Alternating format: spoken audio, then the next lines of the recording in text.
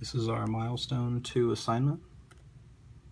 The assignment was to choose 2 goods that are produced locally in San Antonio and estimate how many of each good could be produced in 8 hours and create a graph showing the 8-hour PPF. The top manufacturers in San Antonio, of all of them, it was easiest to use HEB Manufacturing, which is on Rittiman and 410 on San Antonio's east side. They produce milk, ice cream, chips, snacks, cookies, and other things. I chose to compare the production of milk and cookies, which are both produced at this production plant. And unfortunately, HEB doesn't have a website that lists their statistics on their production values. So I went to a third-party fact website for dairy, and they said that a herd of 800 cows can produce a large tanker truckload of milk per day. And over a year, that would be 20 million pounds of milk, or 2.3 million gallons of milk.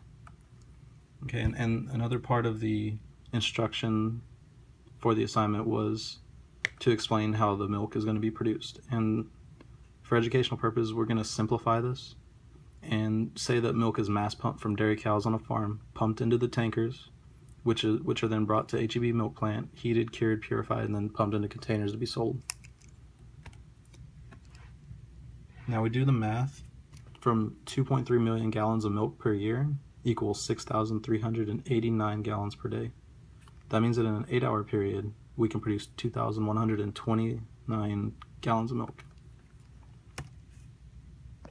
Now for my cookie production, I looked at a cookie machine manufacturer who builds the machine that mass makes cookies, I guess. The easiest way to explain it is they make a machine and they sell it to places like HEB or Walmart, what have you. And it's a one-all machine where the worker adds the mix to the machine, which mixes the dough, and then shoots it onto a moving belt, which is pushed through an oven, and then it falls into bins or it's picked up by workers and packaged, what have you. According to their statistics, production volumes range from 200 to 3,600 kilograms per hour. That means that in 8 hours we produce 63,493 pounds of cookies. Alright, so I'm going to reflect that on my 8-hour PPF graph, where on my x-axis I have milk and on my y-axis I have cookies. And this top line represents my 8-hour production, my production possibilities frontier. So right here we have the intercept of 2,130 gallons of milk, where we produce 0 pounds of cookies. And up here we have 0 gallons of milk, but we can produce 63,493 pounds of cookies. And anywhere on this line is feasible and efficient to produce at these levels. Anywhere inside is not efficient, and anywhere outside is not feasible. Number 1, where would the production point be if there were a lot of workers who were using Facebook and Snapchat while at work? Obviously, if everybody was messing around on Facebook and Snapchat, it's going to be lost production time.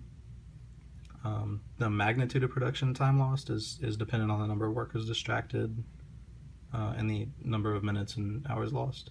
But the bottom line, the answer to the question is less workers equals less production. Number 2, show how a production would change due to a loss in electrical power for a few hours and reflect that change on your graph.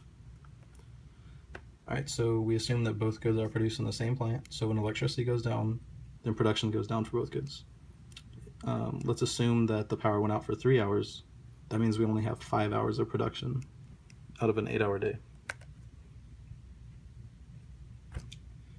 Feel free to stop the slide if you want to look at the math, but the bottom line was that in 5 hours we can produce 1,330 gallons of milk, or 39,683 pounds of cookies. And I reflect that on our graph as this red line. The new PPF shifted downward due to the decreased production levels of both goods. Obviously, 1,330 gallons of milk can be produced with 0 pounds of cookies, or 39,683 pounds of cookies and no milk. And again, anything along this line is fair game to be produced in tandem. Number 3, explain what might reduce the productivity of both goods and show that change on your graph. So obviously the previous question was aimed at reducing production of both goods. So I'm just gonna look for reasons to reduce either good in this next graph. Based on quick research, the most common problems regarding production levels of milk include feeding the cows, genetic potential, weather, and age of the cows.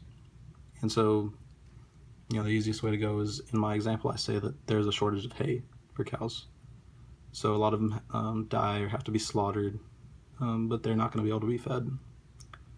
And I'm going to go ahead and say that means production is going to be cut by half. That means only 1,065 gallons of milk will be produced. And I'm going to reflect that on this PPF where it's a hay shortage. I'm going to reflect that as the green line. So this solid black line is going to be my original PPF, reflecting the original values. Obviously, nothing changed with the cookies, but because of the hay shortage, the production of milk dropped.